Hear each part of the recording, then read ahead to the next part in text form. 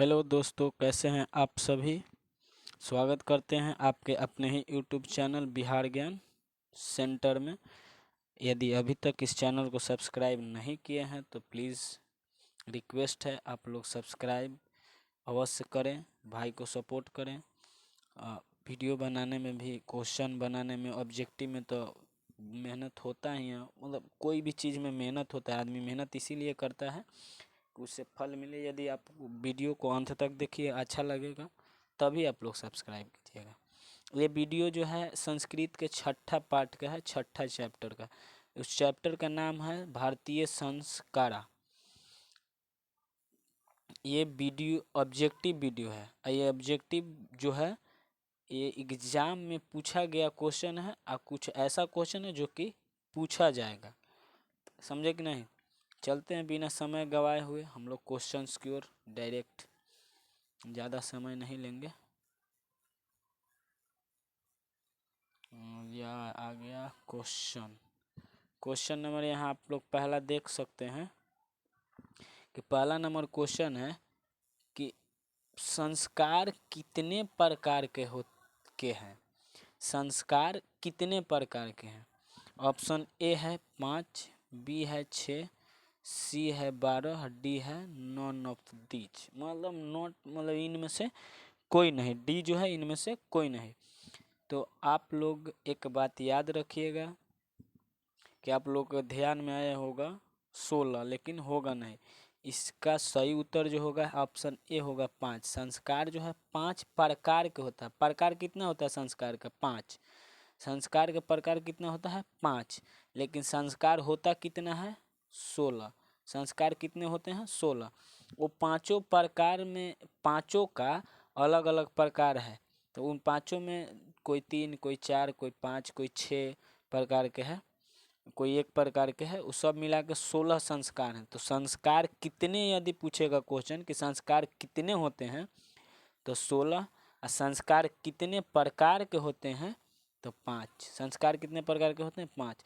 वो संस्कार 5 प्रकार के ये होता है कि जन्म से पहले जो गर्भ अवस्था में होता है लोग, उस अवस्था में संस्कार हो, एक प्रकार का संस्कार हो गया। जन्म के बाद मतलब बाला अवस्था में जब बचपन होता है तब एक 2 हो गया। तीसरा होता है शिक्षा।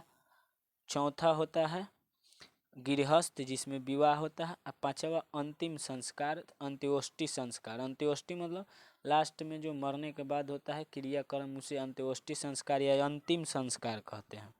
वो अंतिम संस्कार होता है, इसीलिए उसे क्या कहते हैं? अंतिम संस्कार कहते हैं। चलते हैं क्वेश्चन नंबर 2 की ओर।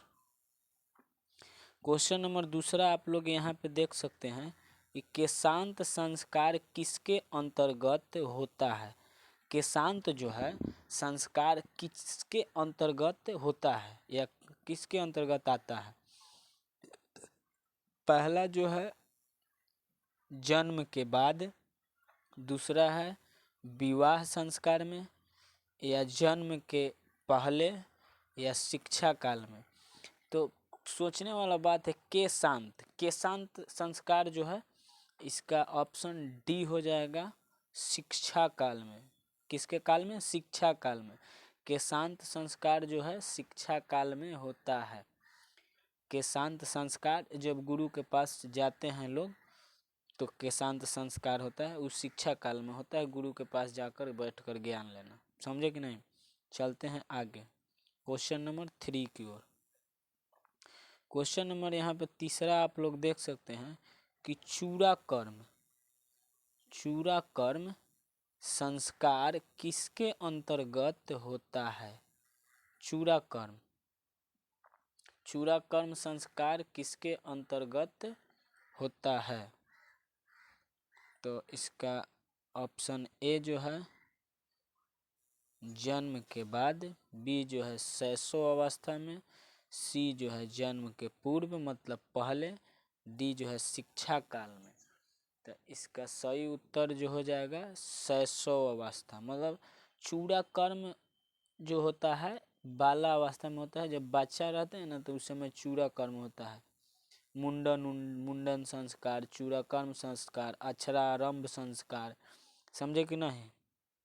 तो ये सब संस्कार है। चलते हैं क्वेश्चन नंबर चौथा। तो चूड़ा कर्म किस में होते हैं?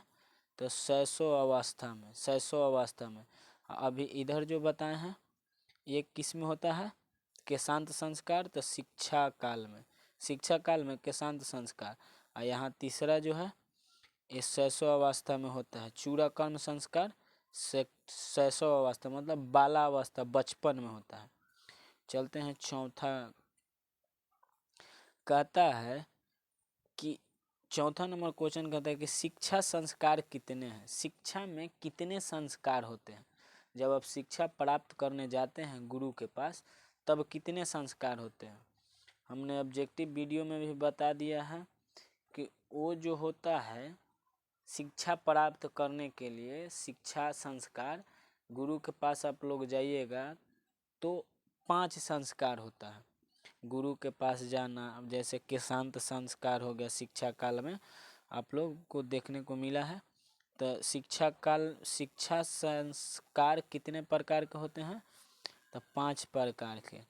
गुरु के पास जाना, अक्षरारंभ, वहाँ वेदारंभ, फिर उपदेश गुरु का सुनकर और उसके बाद गृहस्थ जीवन में आ जाना। समझे कि नहीं? तो शिक्षा संस्कार कितने प्रकार के होते हैं? तो 5 प्रकार के। और संस्कार कितने प्रकार के होते हैं? तो वो भी 5 प्रकार के। समझे कि नहीं? चलते हैं क्वेश्चन नंबर 5वां की ओर। क्वेश्चन नंबर 5 कहता है कि मंडप का निर्माण किस संस्कार में होता है? मंडप का निर्माण हम बताए भी थे। माड़ो हम लोग भोजपुरी में क्या कहते हैं? माड़वा किस संस्कार में होता है? तो सिंपल सा सभी लोग जानते हैं कि विवाह में माड़वा का निर्माण होता है, तो विवाह संस्कार में होता है। मंडप का निर्माण विवाह संस्कार में, मंडप का निर्माण विवाह संस्कार में। साथ साथ बोलिएगा भी तो आप लोग को याद हो जाएगा कि मंडप का निर्माण किस संस्कार में होता है? तो विवाह संस्कार में। मंडप का निर्माण विवाह संस्कार में। चलते हैं क्वेश्चन नंबर 6 की ओर। क्वेश्चन नंबर 6 है कि कन्यादान किस संस्कार में होता है? कन्यादान कब होता है? विवाह में होता है कि जन्म के बाद होता है कि छात्र काल में होता है कि जन्म से पहले होता है? जन्म लेने से पहले कन्यादान होता है, ये तो होबे नहीं करेगा। जन्म के बाद होता भी है तो जन्म के जस्ट बाद थोड़ी विवाह कन्यादान हो जाएगा। छात्र काल में विवाह शादी होता ही नहीं तो कन्यादान कहाँ से होगा? छात्र का मतलब ब्रह्मचर्य होता है।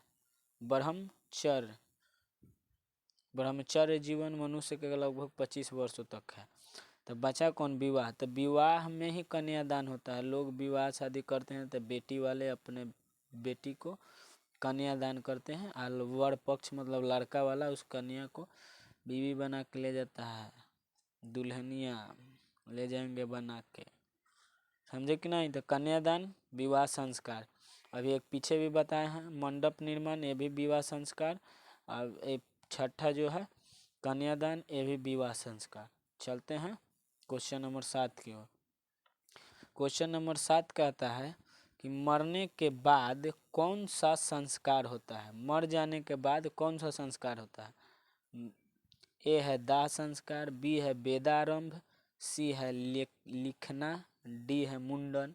तो मुंडन मतलब कपार पर जो छिलाया जाता है, पहला बार जो बाल होता है जन्म के बाद एक बार भी बाल नहीं कटाया होता है तो उसको मुंडन करवाया जाता है। वेदारंभ मतलब वेद के ज्ञान के प्राप्ति, तो ये भी नहीं होगा, ये भी नहीं होगा। लिखना, मर जाने के बाद लिखता कौन है? दाह संस्कार। दाह मतलब ले जाके अंतिम क्रिया किया जाता है, दाह संस्कार होता है। तो मरने के बाद दाह संस्कार होता है या इसे कहते हैं अंत्येष्टि संस्कार। अंत्येष्टि संस्कार कहा जाता है या दाह संस्कार कहा जाता है। चलते हैं क्वेश्चन नंबर 8 की ओर। क्वेश्चन नंबर 8 है कि जन्म से पूर्व कितने संस्कार होते हैं? मतलब जन्म लेने से पहले कितने संस्कार होते हैं? आप लोग याद रखिएगा कि जन्म लेने से पहले कितने संस्कार होते हैं। पहला है 6, दूसरा है 5, तीसरा है 1 और चौथा है 3। तो जन्म लेने से पहले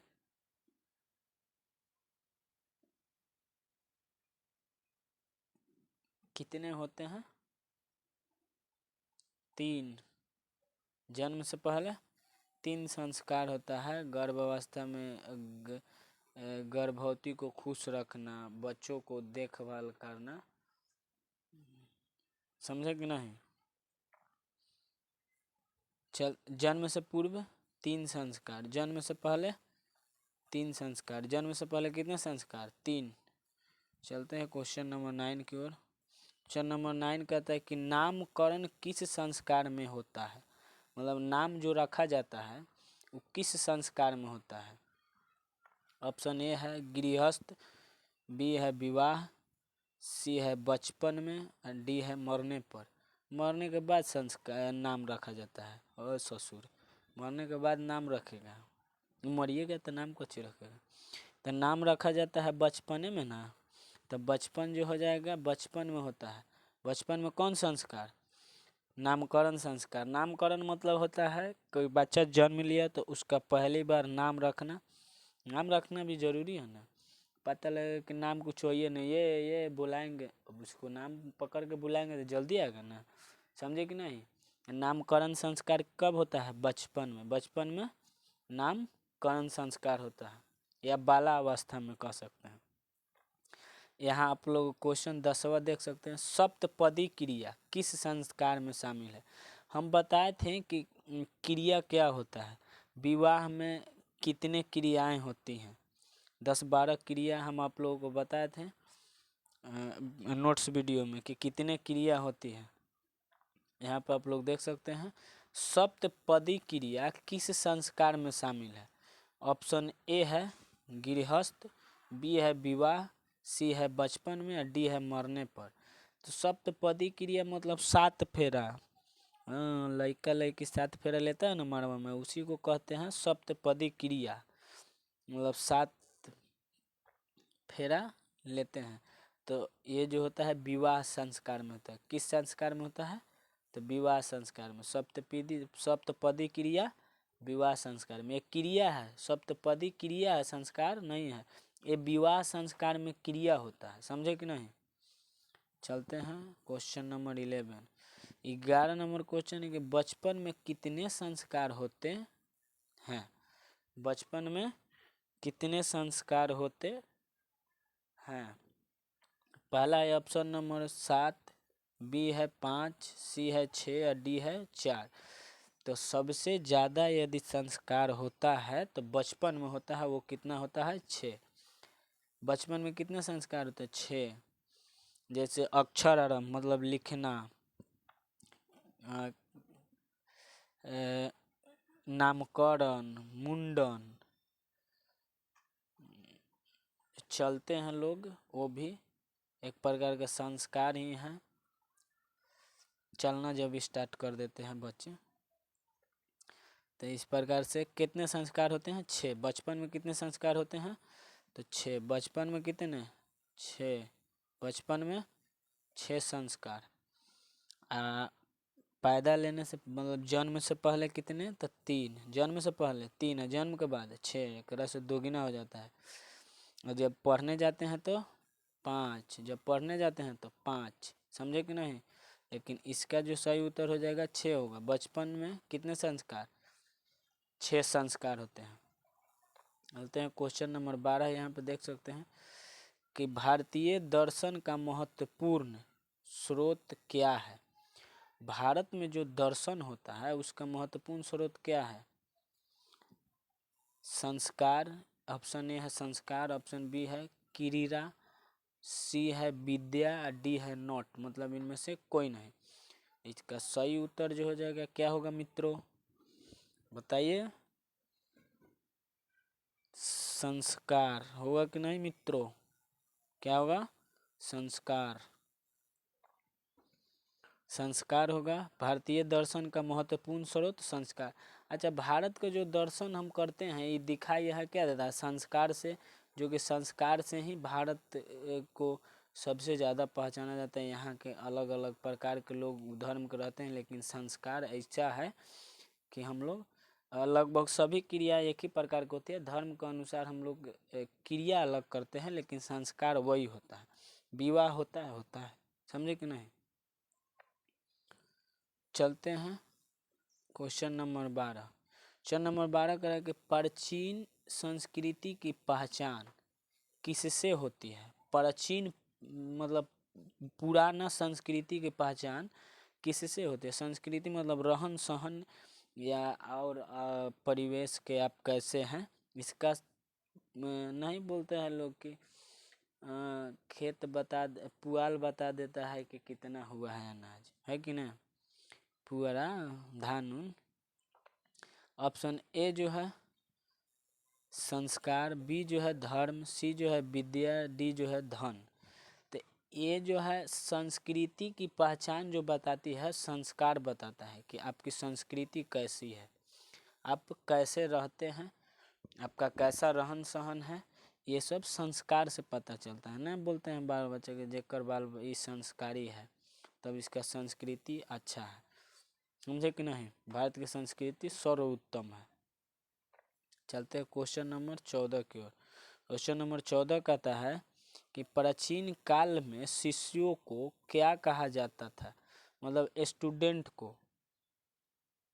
को क्या कहा जाता था प्राचीन काल में, मतलब बहुत पहले क्या कहा जाता था। ए है ऑप्शन छात्र, बी है ब्रह्मचारी, सी है धनुधारी या डी है नोट। मतलब इनमें से कौन सा शब्द स्टूडेंट के लिए कहा जाता था। तो ब्रह्मचारी। वैसे भी स्टूडेंट का मतलब ब्रह्मचारी, ब्रह्मचर्य रहते थे। पहले क्या होता था ना कि घर से वो जो जिसको शिक्षा प्राप्त करना है वे लोग घर से, हम लोग अभी स्कूल में जाते हैं ना, अब तो बहुत आसान हो गया शिक्षा प्राप्त करना। पहले क्या था ना कि लोग घर से नहीं, वो गुरु के पास ही जा कर के जंगल में उनके आश्रम में रह करके शिक्षा प्राप्त करना होता था। तो वैसे जीवन ब्रह्मचर्य जीवन था, इसलिए उस समय के स्टूडेंट को ब्रह्मचारी कहा जाता है। प्राचीन काल में शिष्यों को क्या कहा जाता था, ब्रह्मचारी। हम लोग भी ब्रह्मचारी हैं। चलते हैं क्वेश्चन नंबर 15। यहाँ आप लोग स्क्रीन पर देख सकते हैं क्या है कि गुरु शिष्यों को क्या देकर घर भेज देते।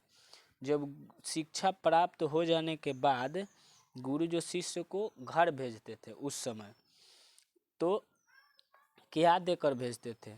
ऑप्शन ए है धन देकर भेजते थे, ऑप्शन बी है कि उपदेश देकर के भेजते थे, ऑप्शन सी है कि वस्त्र देकर के भेजते थे, ऑप्शन डी है कि कलम देकर के भेजते थे। उस समय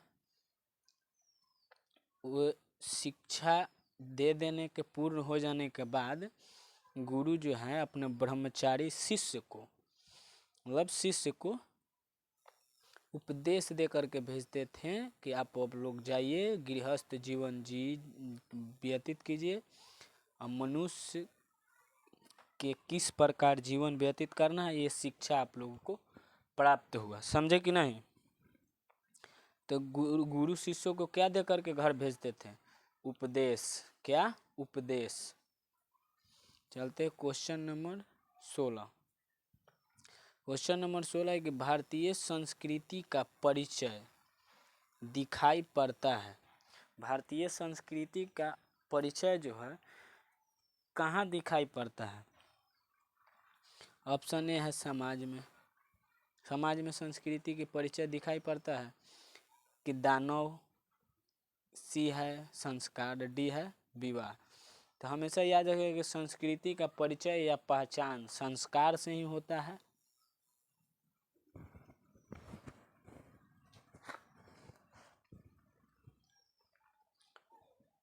चलते हैं क्वेश्चन नंबर 17 की ओर। क्वेश्चन नंबर 17 है कि पानी ग्रहण किस संस्कार में होता है। जल यापन, देखिएगा पानी ग्रहण किया जाता है आम के पत्ता से। तो पानी ग्रहण किस संस्कार में होता है, बताइए मित्रों, किस संस्कार में होता है पानी ग्रहण। मार लिया आप लोग। तो पानी ग्रहण, देखिए पानी ग्रहण जो होता है विवाह में होता है। विवाह में आप लोग देखे होंगे कि पंडित जी जो है और पानी जो है आम का पत्ता से छींकते हैं, वो अधिक कम पानी से ही होता है। वहाँ पे इमली के पत्ता से मामा लोग जो है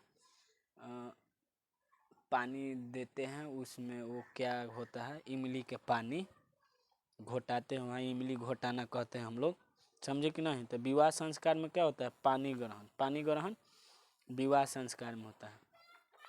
विवाह संस्कार में कर्म बहुत है, 15-16 गो कर्म होता है विवाह संस्कार में। क्वेश्चन नंबर 18 आप लोग यहाँ देख सकते हैं, क्या है कि विवाह संस्कार के अंतर्गत क्या नहीं आएगा। मतलब ये जो नीचे दिया हुआ है ऑप्शन, इसमें से कौन सा संस्कार नहीं होता है। तो पहला है ऑप्शन ए जो है गोदान, बी जो है वाग्दान, सी जो है कन्यादान, डी जो है सिंदूरदान। तो यहाँ वाग्दान भी होता है और सिंदूरदान भी होता है, कन्यादान भी होता है विवाह संस्कार में। एक गोदान नहीं होता है। गोदान जो होता है मृत्यु में होता है। ये मृत्यु में मृत्यु के बाद जो होता है क्रियाक्रम में गोदान होता है। गौ को दान दिया जाता है, समझे कि नहीं। विवाह संस्कार में नहीं होता है। सिंदूरदान होता है, कन्यादान होता है, वागदान होता है, लेकिन गौदान नहीं। तो गाय दान किया जाता है पंडित जी को, तो वो विवाह संस्कार में नहीं आता है। चलते हैं क्वेश्चन नंबर 18 की ओर। 19 कहता है 19 कि कब गुरु शिष्यों को उपदेश देकर घर भेजते हैं। ऑप्शन ए है शिक्षा के मध्य, मतलब शिक्षा प्राप्त कर रहे हैं उससे के बीचे में, तो ये तो नहीं होगा। बी है कि शिक्षा के आरंभ में, जब शिक्षा शुरू किया उसी समय, ये भी गलत है। सी कहता है कि शिक्षा के अवसान, और डी कहता है शिक्षा आरंभ के बाद। तो शिक्षा आरंभ जब शुरू करेगा उस समय तो देगा होगा नहीं। शिक्षा आरंभ मतलब शुरू करेगा उस वो घड़ी नहीं होगा। शिक्षा आरंभ के बाद मतलब शिक्षा शुरू कर दिया वो घड़ी नहीं होगा। शिक्षा प्राप्त करेगा पूर्ण तरह तब ना। शिक्षा बीच में पढ़ रहा है, बीच में छोड़ के चल जाएगा, ये भी नहीं होगा। शिक्षा के अवसान के बाद, शिक्षा के प्राप्ति के बाद जो है गुरु शिष्य को उपदेश दे करके घर भेज देते हैं गृहस्थ जीवन में जीने के लिए। तो उस समय वो गृहस्थ संस्कार हो जाता है शिक्षा के अवसान के बाद। क्वेश्चन नंबर 20 यहाँ पे देख सकते हैं कि शिष्य का पहला क्षौर कर्म कहाँ होता था। शिष्य का पहला क्षौर कर्म कहाँ होता था। गुरु के घर, पिता के घर, माता के घर, नॉट, इनमें से कोई नहीं। तो क्षौर कर्म जो होता है वो गुरु के घर में होता है। क्षौर कर्म गुरु के घर में होता है। चलते हैं क्वेश्चन नंबर 21। क्वेश्चन नंबर 21 है कि चरित्र का निर्माण किससे होता है। चरित्र का निर्माण किससे होता है। ऑप्शन ए है गुरु के घर से, कि पिता के घर से, कि माता के घर से, नोट। तो इसका भी जो हो बताइए मित्रों, आप लोग ही बताइए, पहले हम बताएंगे आंसर। तो आप लोग पहले मान लीजिए कि चरित्र का जो है निर्माण कहाँ से हो, चरित्र का निर्माण किससे होता है। यहाँ हमें लगता है ऑप्शन गलत है। ऑप्शन जो है गलत टाइप हो गया है, क्योंकि चरित्र का निर्माण जो है ये ऑप्शन गलत है। चारों के चारों ऑप्शन गलत है। चरित्र का निर्माण जो है, आप लोग सिंपल सा सोच सकते हैं कि चरित्र का निर्माण जो होता है संस्कार से होता है। चरित्र का निर्माण संस्कार से होता है, तो ये क्या है, गलत है। इसका सही उत्तर क्या हो जाएगा, संस्कार। संस्कार। चरित्र का निर्माण किससे होता है, संस्कार से। संस्कार अच्छा रहेगा तो चरित्र भी अच्छा रहेगा, समझे कि नहीं। तो चरित्र का निर्माण संस्कार से, इसका ऑप्शन जो है गलत टाइप हो गया है, इसके लिए हम क्षमा चाहते हैं आप लोगों से। Question number 22।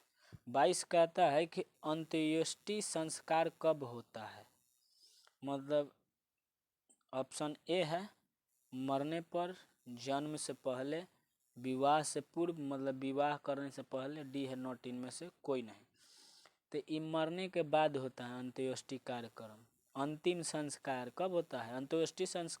अंत्येष्टि का मतलब होता है अंतिम संस्कार। तो अंतिम संस्कार मरने के बाद ही ना होगा, जन्म से पहले तो होगा नहीं। जन्म से पहले मतलब जन्म लेने से पहले ही अंत्येष्टि संस्कार हो जाएगा। अब विवाह होने से पहले अंत्येष्टि संस्कार हो जाता है, विवाह कहाँ से होगा, है कि नहीं। तो मरने के बाद क्या होता है? अंत्येष्टि संस्कार मतलब अंतिम संस्कार। 16वां संस्कार यही है, अंतिम संस्कार या अंत्येष्टि संस्कार। चलते हैं क्वेश्चन नंबर 23 की ओर। क्वेश्चन नंबर 23 कहता है गोदान किस संस्कार का मुख्य कर्म है। हम बताए भी थे अभी कि गोदान जो है अंत्येष्टि संस्कार का मुख्य कर्म है। अंत्येष्टि मतलब जो अंतिम क्रियाकर्म होता है उसी में क्या होता है, गौ को दान दिया जाता है।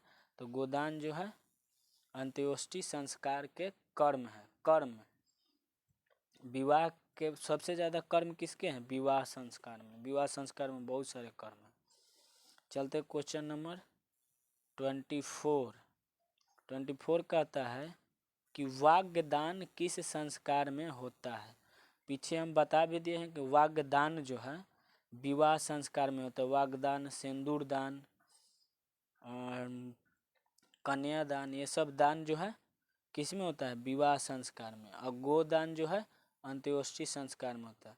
लेकिन वाग्दान, कन्यादान, सिंदूर दान ये सब विवाह संस्कार में होता है। अब अंतिम क्वेश्चन जो है 25 नंबर क्वेश्चन है, आप लोग यहाँ पर देख सकते हैं कि भारतीय संस्कृति में कुल कितने संस्कार होते हैं। यहाँ पूछ रहा है कि कुल संस्कार कितने होते हैं। कुल संस्कार 17 होते हैं कि 7 होता है कि 16 होता है कि 5 होता है। आप लोग जो चैप्टर पढ़े होंगे एकदम आँख बंद करके बता देगा, मुंह से आँख बंद करके मुंह से बताएगा कि 16 होते हैं। तो कुल संस्कार कितने होते हैं? पूरा संस्कार 16।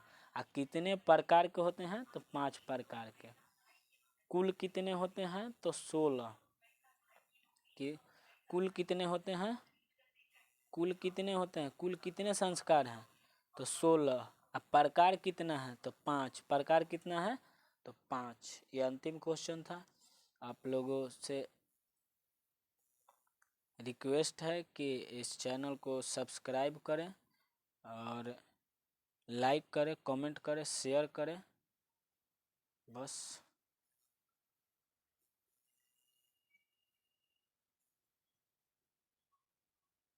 जय हिंद, जय भारत।